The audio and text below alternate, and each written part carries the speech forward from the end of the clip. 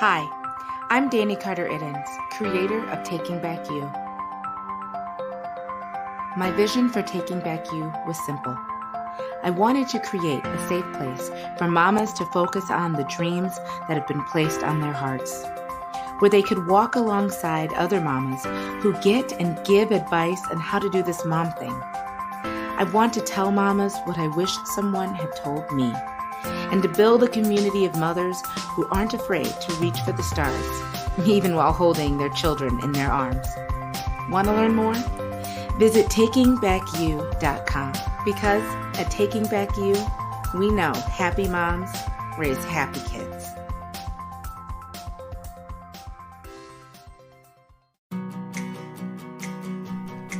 You are listening to the Taking Back You podcast, hosted by Dani Carter-Iddens. Taking Back You is a witty, authentic, and sometimes sarcastic show for young mamas who are trying to reclaim themselves while fully entrenched in motherhood.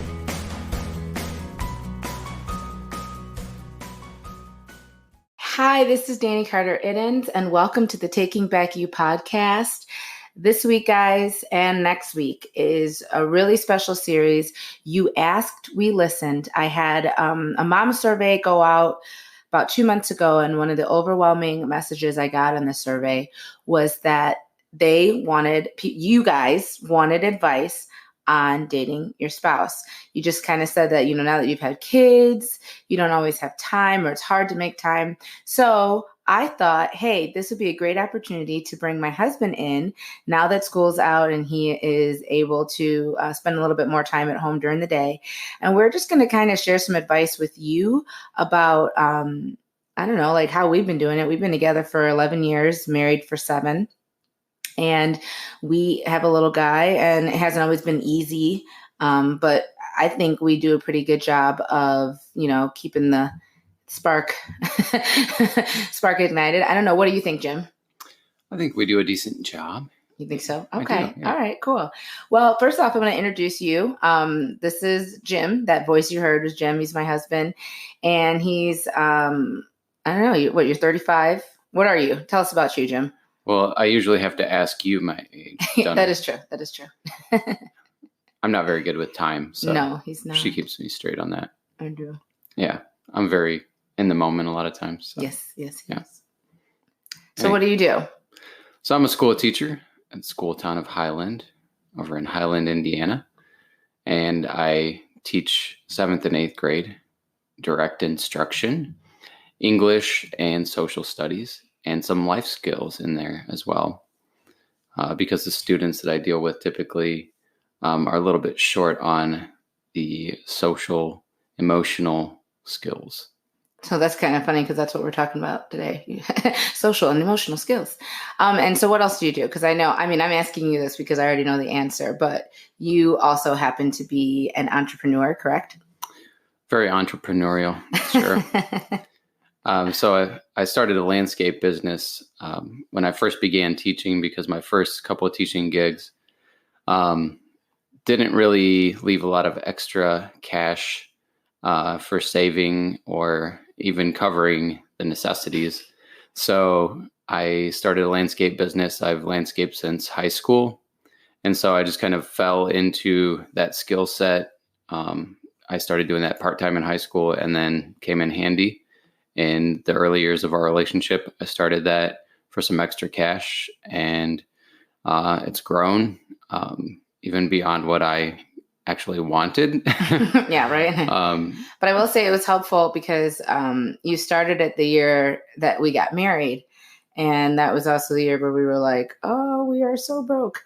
So that was really helpful. And it kind of, especially once Alex was born the next year, it really helped kind of fill in the gaps, which I do think money problems are a big part of, why a lot of, husband and wives have a hard time dating after they get married and after they have kids, because the cash flow might not exactly be like it was before they, had children and bought houses and cars and all this stuff. So that was definitely something that really helped with covering those tight months. So now I'm going to ask you just a little bit because, I mean, my listeners know me. They know what I'm into, namely dance, 90s dance music, which is something that we share, and wine and Jesus. But but they might not know a lot about you. So first of all, I'll say this: you are, if there is anybody who reads as much, if not more than me, it's probably you. So like, what do you read? All right, so I like to read. I guess what led me into cultural studies, social studies, that kind of stuff, teaching that kind of stuff. I've always liked to read history. I like to know why things are the way they are. So I read a lot of nonfiction, different accounts of the past, specific events in the past, different cultures, that sort of thing. I also read a lot of fiction. I like to have some literature going, some good novels, which I haven't read a good novel in a while.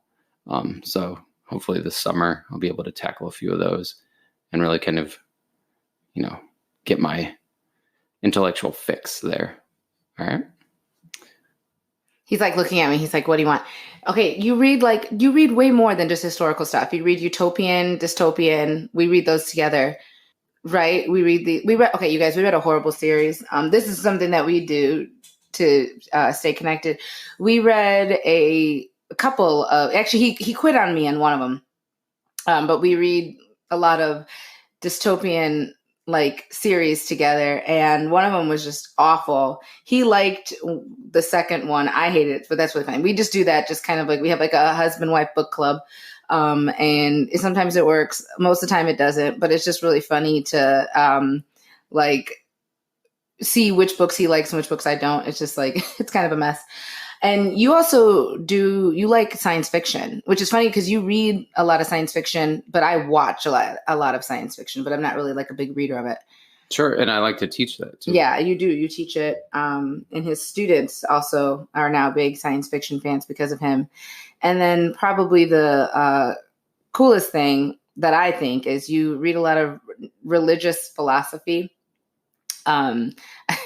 You should see our bookshelves. I'm looking at some of our bookshelves right now, and you would think, I wonder what people who see our bookshelves think we talk about, because I think they would think we were, I don't know, a lot snootier than we are, looking at our bookshelves because my husband is kind of a book snob, even more than I am. And you know what? Honestly, you didn't grow up like a lot of kids. You didn't watch TV. Very true. In fact, he's wearing a shirt right now that says "Turn off your TV." So that's the biggest difference. Like, most millennial kids grew up in front of the television. Yeah. You did not. I did not. No.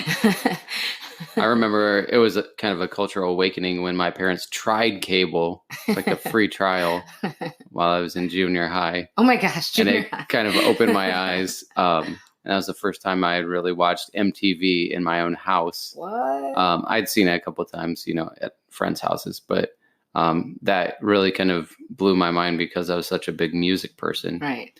And that was back in the day when they always used to play music videos. That was all it was actual music television. Not all this reality TV nonsense. Yeah. I don't even know if reality is the word I would use for whatever is on unreality. Yeah. But it was really funny when we first started dating. I always joke that he didn't exist before 2008, which is the year we started dating, because he does not understand cultural references be like anything before 2008. So like Friends references went completely over his head, which y'all know me. I love Friends. So it's just really funny. And in fact, he just finished finally. We sat down and we watched all 10 seasons of Friends beginning to end on Netflix. He just finished it. So now he understands Friends references, which is very helpful in our relationship because I make them quite a bit. And it's really helpful that he knows what those are. But as you can see, we are completely like different. Like, it's actually kind of funny. I think we both read, and we both like intellectual pursuits, but like our personalities are very different. I'm a crazy extrovert. He's an introvert. He says maybe 3 words like an hour. I say maybe 3 words a second. No. And so like we're just very different, but it works. So I did that to kind of show you that, yes, you can be coming from different places and, different points in your life. But it can work.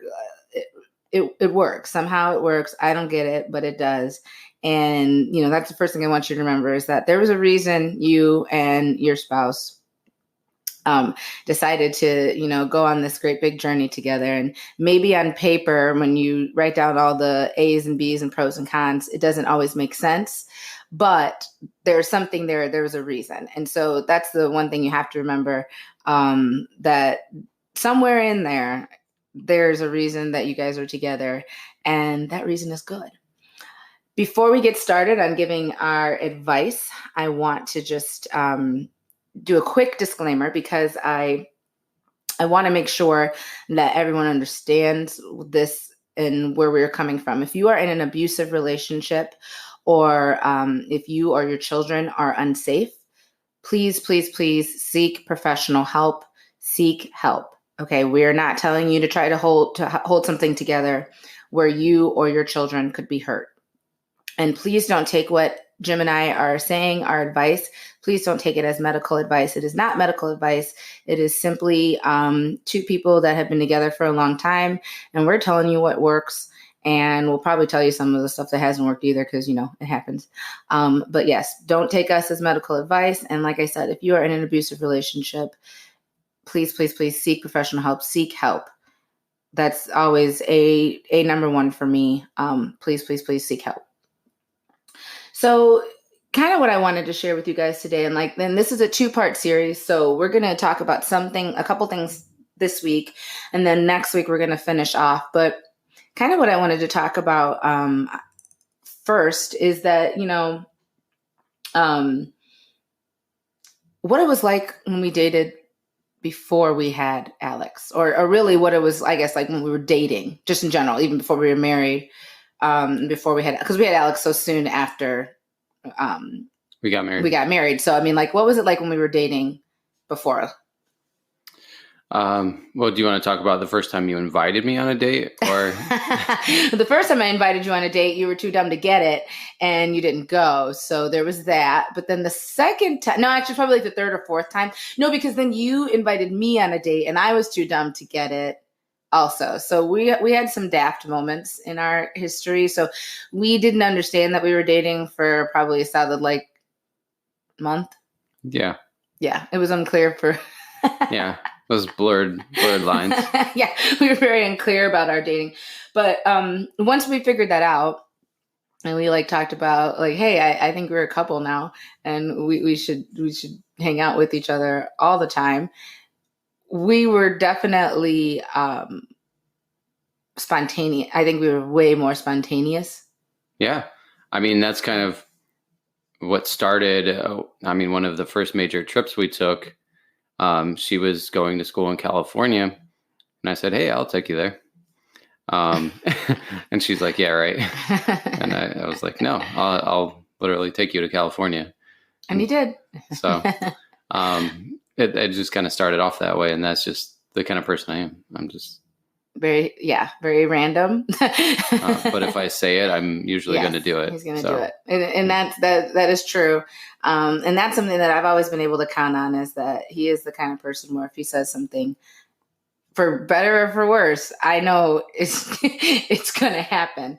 But I know we would go on obviously to California, but we would go on long drives together, even once I got back. So quick story about California. I went to California for law school, hated law school, realized I hated law school, loved the law. Then I was also, here's the real deal. I was in California and I was looking at all these really hot, sun-kissed guys. And all I could think about was Jim back in Valparaiso, Indiana. So I took that as God saying, girl, go home. And so I did. I packed my stuff and I came back to Indiana, and everybody was like, what are you doing here? And I was like, I think I'm in love. And so, yeah. So that was a good analysis. Yeah. And then not long after that, we moved in together, which was much to the chagrin of our families. Oh, yes. Yeah, but what are you going to do? It was 2009, y'all, and everybody our age knows that 2009, everybody was broke. We couldn't get jobs. So it was like we were together all the time anyway, so we just thought, well, why don't we live together and save money, honestly. Right, cut our expenses in half. Our expenses. In half. Probably more than half, but it was, our families were not like too keen on it, but then it was also like we weren't really asking them. Yeah. So, I mean, it was, kind of one of those things. But I don't know what we went to wineries. Many, many wineries. We went out to dinner all the time. Yeah. We did all these really fun things, like a lot of like super fun things. And, we honestly like pretty much, I mean, save for like a few of our friends that we had, we honestly just hung out with each other. And we were pretty much inseparable. I mean, we still are. We probably hang out with each other more than we hang out with anybody else. But, which I think I feel like that's. Should be normal. Yeah. I feel like that's our normal. Yeah, that's our normal. And, but I think that probably the biggest difference is that, back before we were married or we didn't have all the, I feel like the minute, like the second we got married, like the financial responsibilities just like kicked in. Yeah. Like, I feel like, oh man, I wish we could go back to all the non-bills that we had when we were, before we were 27, but that didn't happen. And so, we got married because we decided we wanted to have children.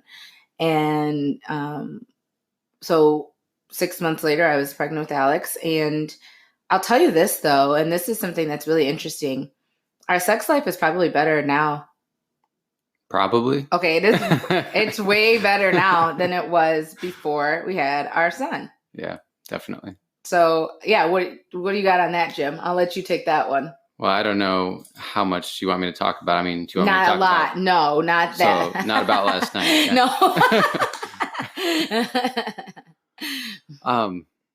I just noticed a huge change in you after you had Alex and after you'd recovered from surgery and everything. I think she just felt like more of a woman. I felt like we had a decent amount to work through on the front end of our relationship, just both being from real conservative Catholic backgrounds, that kind of encouraged a lot of weird, guilt and, I don't know, how would you say it? Yeah, Catholic guilt. Yeah. Around sex and around nudity and all that. Yeah. And so we had some of those issues to work through on the front end, but I feel like we had worked through most of them by the time that you got pregnant. Mm-hmm. And then just after she had Alex and recovered, she definitely felt like more of a woman. I mean, I feel like most of those issues kind of disappeared. Yeah. Almost overnight. Just in terms of your self-confidence, your willingness to kind of let go and trust and all that. And I have to say, you're absolutely right, because when I remember when I was holding Alex when he was like first born, I remember thinking like, holy crap, like this is a person. He wasn't here before and now he's here. And like we made this person, and like that, I thought that was just really cool that like we had this connection between us now that was like, I mean, of course we were married and, but it was like a tangible connection with you. And like, I just thought like how cool my body was, because it like carried this person. And then I was able to feed this person with my body. And that was really the first time that I really like appreciated like being a woman. Mm-hmm. Because I was like, oh man, my body brought a life into this world. I'm like feeding it with my body. Like, this is crazy. Like, right. This, and I mean, like we all know from like a young age, like as women, that we can do that, but the reality of it was different. And I just realized that this was, he was like a tangible, palpable thing that we could hold. And that really did kind of open up, my eyes to well, wait a minute, I am a woman, and that's good and that's great. And there's things that, I can do that Jim can't do. And that's okay. And I really started to kind of understand the dynamic, and that, his role as the man is different from my role as the woman. And that's like how it's supposed to be, because we can do things that the other person can't do. And Right. that's how a partnership works. When you do a partnership, you find somebody that has the skills and the qualities that you don't have, because you don't need two people who can do the same things and nobody that can do the other stuff. Right. Then you have a big hole that you're trying to fill. Yeah. Right. So that's when I kind of realized, oh, okay, so this is, and it's not that, and y'all know, I'm not saying my role is lesser. I probably say it's more. You better agree now. Daily. But, I just realized that, I'm not supposed to do the same things that Jim does. And Jim's not supposed to do the same things as me, because he's the dude and I'm the chick. And that's just, it might sound a bit crude, but it's just honestly the truth. And that really made our, it made our relationship stronger once I realized that, because I do think that there was a lot of battle with me, obviously the Catholic guilt, but then also just being strong, independent woman. I think I really had to kind of let go of, that in certain aspects of our relationship, and kind of just be like, okay, you're going to handle that. I'm going to handle this. And I think having a baby kind of made that happen by default, because I was kind of out of the game. Like I had a C-section, so I couldn't. There's biological realities. There's biological realities. I couldn't do everything all the time, every second, because I couldn't get out of bed. I couldn't lift my own kid myself. So, I mean, there was just things that, you realize, if anything, having children, and I'm sure everybody who's had a child, whether you've had one, whether you've given birth or you adopted, you understand that children take any kind of control that you thought you had in life and just throw it out the window and spit on it as it flies out. Yeah, and I think a good example of that is when we constructed a birth plan, this elaborate birth plan throughout the class that we took beforehand, before she gave birth. And we came up with this elaborate birth plan and all this stuff. Oh, we had music. It was choreographed, because, I like to choreograph. It was music. There was music to every stage of labor. What? I mean... Yeah, it was definitely two idealists putting their heads together. But one of the great lessons we learned throughout that whole process of having Alex was just that it doesn't go the way that you think it's going to go. Or for some people, it might. But there's going to be other things in life that don't go the way you think they're going to go. But I will say, and you remember this as well as I do, after everything had gone horribly, horribly wrong, it was almost cosmically comical how wrong everything had gone. And they were about to carry me finally to the ER, because I had to have an emergency C-section. The song that was playing when it was time for me to go back, was the song that I danced to for you at our wedding. Mm-hmm. So that was kind of even though all this stuff was chaotic around us and we didn't know what was going on, we were scared, we still had that. And at the end of the day, we realized that, that was like a reminder that it's me and him. Those signs. Yeah, those signs that it's me and him, and that we, we're better together as long as we are doing whatever we're doing together. It works out much better when it's together. And I just think this is cool, so I'll point it out. And the one thing that did go right in the birth plan was that Alex breastfed almost immediately. And I just feel like that element of connection, out of all that pile of things that we, kind of planned out and asked for that one thing to go right, that connection with Alex, I feel like really helped all three of us. Yeah. Yeah. And he also took a bottle really easily too. So that was nice. When I had to go back to work, you kicked in. Right. And that was a big thing once we had Alex. as far as us, we always, before we had Alex, we always agreed that you and I would, you know, both be there to raise him. We didn't ever want it to be, you know, okay, Dani, yeah, you raise them and then I'll see him when I see him, when I get off work or whatever. So I was very grateful to have that. And I know that doesn't always work for families. I mean, because sometimes you just gotta, the hand you're dealt is the hand you're dealt. But that was really beneficial for us, that, you know, it gave me time away from baby. Cause I mean, yeah. Sanity. How long can you talk to a baby that doesn't talk back to you? And for the first few months doesn't even really acknowledge your existence. You know, so it allowed me to go and speak to people who like spoke words. And it also allowed Jim and Alex to bond, and have their bonding time without me being there too. Mm-hmm. You know, to stand over, you know, I didn't stand over his head, over Jim's head and tell him what he needed to do. Cause I mean, like, I was gone. So like, he figured it helped him with parenting too, because. Yeah. I mean, I had always pictured myself having a girl, which was interesting because I'm not a super masculine guy. I mean, like, I ran track in high school, you know, like. But you're not like a sports, like, yeah. You don't even know. He can't even remember like which teams are baseball, basketball, football. Like, he's not there. So yeah. So I just never pictured myself raising a boy. Obviously, not all boys have to be like that. Right.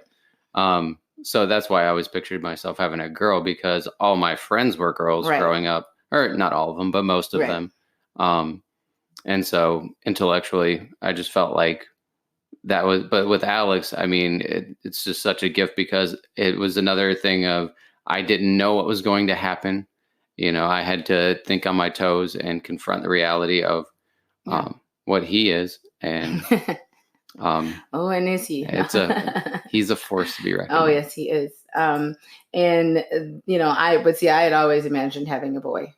I knew I was going to have a boy. Like, I just knew I was going to have a boy. It never even occurred to me that I would have a girl, because I just thought God gave me all these girl students, so he would never. Yeah. You get a boy. Thank you. You know, but like I said, I think having a baby made me feel sexier. Not always the case for everybody, but it was for me. And our relationship changed a lot after we had Alex. And let me be real. The first year or so was a hot mess. No doubt. No doubt. I mean, like, I'm not going to sit here and tell you like, oh, 6 months after, 6 weeks after we had Alex, we just went on business as usual. No, it was a mess. It was a horrible mess. Everybody's tired. Everybody was exhausted. I think there was points in time where I was delusionally tired. And to the point where like Jim would come home and I'd be like, take this child from me. I don't know what I'm going to do. And so, everybody was tired. So it took a year before anybody even knew, like, kind of sort of what was going on. We were a hot mess for a year, and that's normal. So don't think that you have to. I hate TV and I hate magazines and social media, because they make you think like, I don't know, you drop the kid out on Friday and by the next Friday you're at the Golden Globes. Right. False. Like, and if you are at the Golden Globes the next Friday, it's because you got 30 people who are, parenting for you. And if they're not parenting for you, they're tying you into God knows what to get your stomach, I mean, it's not, so I don't want people to think that like, oh, after we had Alex, we just rode off into the sunset and, sunshine puppy dogs. It was hard because now we had to figure out what the heck we were going to do with this kid when we wanted to go out. Who did we trust to watch him? There was a lot of things like we didn't even think about, like, okay, before we would just go out and we would enjoy ourselves and we'd have a great time. But now we had to like actually think about like, who we're leaving our kid with. Do we know these people? How much is it going to cost to pay them for a babysitter? How much is it going to cost to, go out to eat? What's that in our budget? Now we have to feed a third person. There's all these things that we didn't think about. We're going to take a quick break though. And when we get back, we're going to talk a little bit more about how we budgeted for our, dating after baby, and just kind of what we did and how we figured out, how our dating changed because we had to, figure it out. All right, we'll be right back. Have you ever thought about starting your own podcast? When I was trying to get this podcast off the ground, I had a lot of questions. Like, how do I record an episode? How do I get my show on Apple Podcasts, Spotify, and all the other places people like to listen? How do I make money from my podcast? The answer to every one of these questions is really simple. Anchor. Anchor is a one-stop shop for recording, hosting, and distributing your podcast. Best of all, it's 100% free and ridiculously easy to use. And now, Anchor can match you with great sponsors too, so you can get paid to podcast. I love Anchor because I was up and running in a couple of hours. You can even record your episodes on the go using their super friendly Anchor app. So, if you've always wanted to start a podcast and make money doing it, go to anchor.fm/start to join me and the diverse community of podcasters already using Anchor. That's anchor.fm/start. I can't wait to hear your podcast.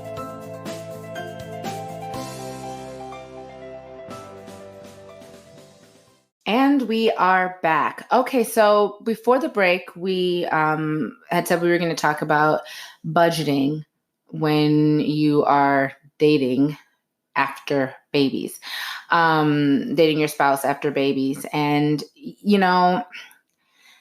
I would say for us, we kind of had it a little bit easy because we had your parents who from when Alex was pretty young, would take him. Yeah, that was huge. That was huge. Yeah. And so we didn't have to worry about, because we had a couple things going on. We didn't really want to be away from him for too long. So we didn't go on dates by ourselves a lot, but then we also knew we needed to do it. One of the, some of the best advice that I've ever gotten was from another couple who their children are grown and in college. But one of the things they always said was schedule dates, schedule your date nights, and always make sure that you go on a date at least once a month. And it doesn't have to be like a big, grandiose, like bells and whistles, flowers and hearts and all that. But it does need to be some time that's just for you, like for the two of you without your children. And I know that that's harder for people if you don't have family near you. But I know colleges, universities, a lot of times they have, I don't know, like employment kind of websites, or I don't know, kind of like job websites or whatever, where kids are looking for, college kids are looking for work and for stuff to do. And I know there's a lot of, there were, when I was in college, there was a lot of girls who would be happy, college girls who you can trust, they're in college. They're like, Sure. You could trust to watch your kids for a couple of hours while you guys go do something, go do something together. And, then their cost is not going to be like astronomical because, in college, you're just excited if you have enough money to eat more than like ramen. So they're usually pretty easy to, get a hold of. And they're usually people that you can trust. But, that cost is going to have to go into your budget. And I think that's my parents, thinking back, way back in the day. I think that's what they did as well. My dad had several people that he knew through work whose daughters were in college, and those were our first babysitters. And I know other groups, like I have other groups of friends who they kind of co-op date.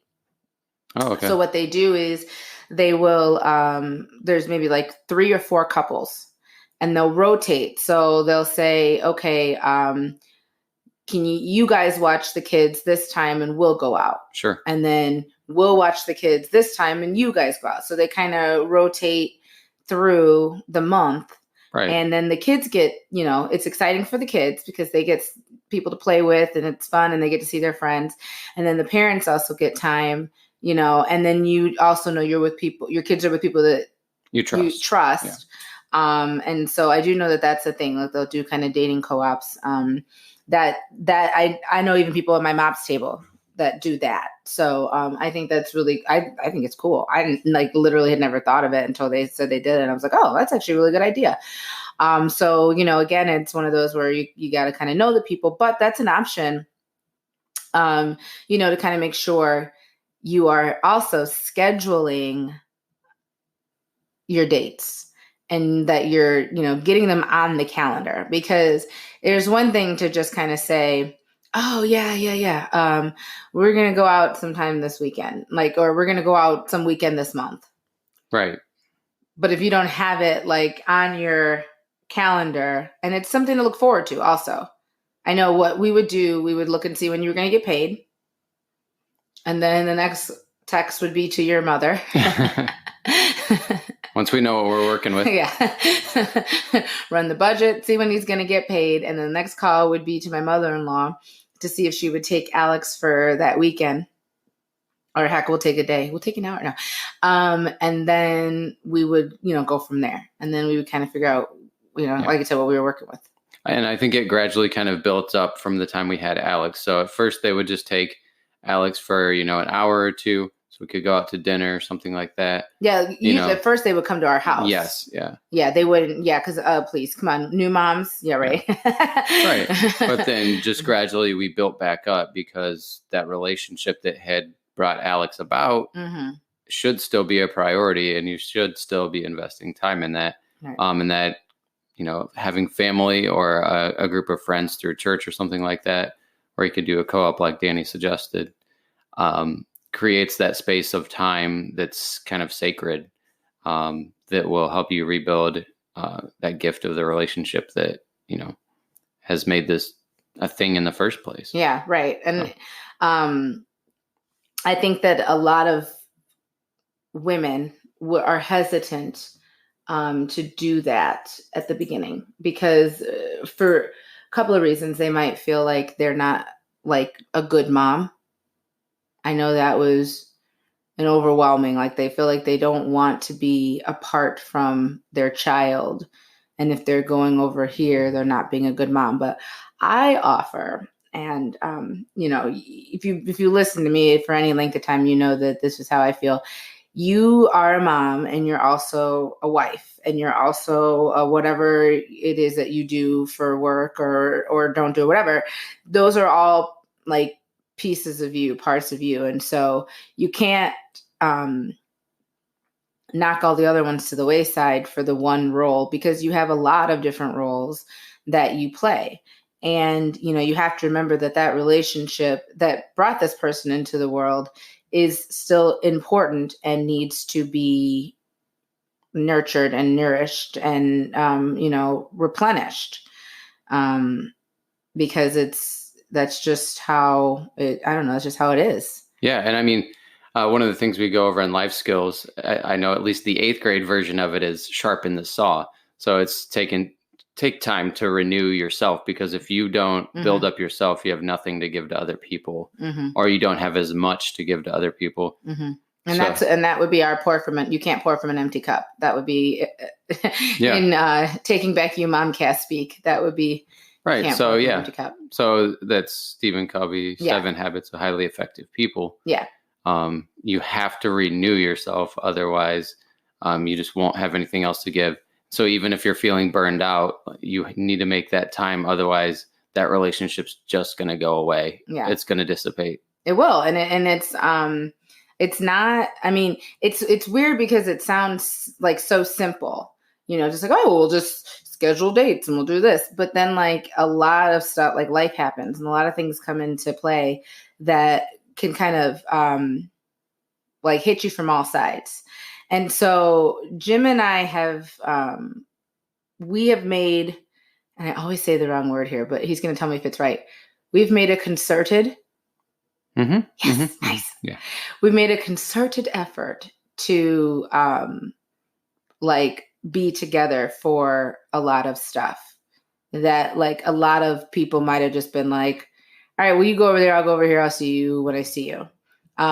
We try to do as little as possible. And I know that this is not always the case because people, jobs happen and life happens, but we try to spend as few nights as possible away from each other. That's just kind of something, we spent basically the first year of our relationship in a long distance relationship. So I think now we're really super I don't know, protective of that time. Yeah, time and space. Yeah, because we really try not I'll give you an example. Right now, we're in the process of moving to Indy, and he's got he's doing job interviews. We're getting the house ready, and we have all these things going on. But I still have to work here in Valpo. So even though the school year is done, I still have to work in Valpo because I teach dance. So what's happening is he's going down to Valpo, but he's going down to Indy. We all went together this past weekend. We all came home, but now we're all going back down again so that he can go to his job interviews tomorrow. And just because we all wanted to be together. And then, so we're doing a lot of back and forth. Now I could easily just sit at home and be like, see you when I see you, which would probably be Friday. And that I don't like the sound of that. Yeah, and I mean, there's a lot of things like that that we do that's not necessarily the easiest thing to do, but because what we're working for, all the money we earn, all the stuff that we're building is to be together, is for the people in our lives, not the things. So, I mean, if all of this goes away, we still have each other and we can rebuild. That's that's just all there is to it. I mean, I think that, and when we were in a long distance relationship, now granted we weren't married, but I mean, the phone was our best friend. I mean, we would sit on Saturdays from 10 o'clock in the morning until 4 o'clock in the afternoon on the phone. Yeah. So, I mean, there's a lot of things about modern technology that makes long distance relationships easier, more tolerable. I know my little sister and her husband, Jacob, they just got married. We went down to North Carolina. They were in a long distance relationship for a long time. It was 5 years, 5 or 6 years. Yeah. But then again, that's another example. They just, even if they're driving, what did they say? 10 hours. Drive 10 hours to spend 8 hours together? No, it was 10 hours to spend one day. Yeah. And turn on and go back. So, I mean, it just shows you that, if you make that kind of sacred time and space for that person, you're investing wisely, your time wisely. And so, all of those things are great when you don't have children. But I think what happens once you have kids is that you tell yourself that you don't have time for these things anymore. And one of the biggest lessons that I've had to learn, and as far as starting my own business, becoming an entrepreneur, is that you make time for the things that you want to do. Magically, mystically, you will always have time for the things that you make time for. It's crazy. And I know it sounds very almost simplistic, but it is true. If you make your relationship a priority, it will be a priority. It doesn't have, it's not I hope me and Jim spend more time together. It's okay, well, Jim and I are going to spend more time together. And then it happens because that's just what we decide. And I will tell you, we can it's definitely obvious when we haven't been spending time with each other, when we haven't been, and checking in with each other.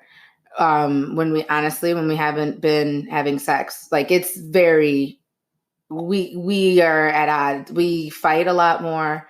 Yeah. Just a lot of stupid, stupid petty crap that it doesn't matter. That happens. And that's because, when you have an intimate relationship, the intimacy is important because when you have that, hormones are released. and they're hormones that actually cause you to like bond with each other. So if you don't have that intimate connection, you're not releasing, those hormones and getting that bond. And so, yeah, we can definitely tell. And that's kind of crazy. And that's kind of like science-y and like anatomy, physiology, all that. But it is true. Like, it is definitely true. And your fighting is different when you have an intimate connection versus not. Mm-hmm. And when we say fighting, it's like, we don't, that's what I mean. Like, yeah. It's usually disagreements. But even like yesterday, we had a knockdown drag out in IKEA.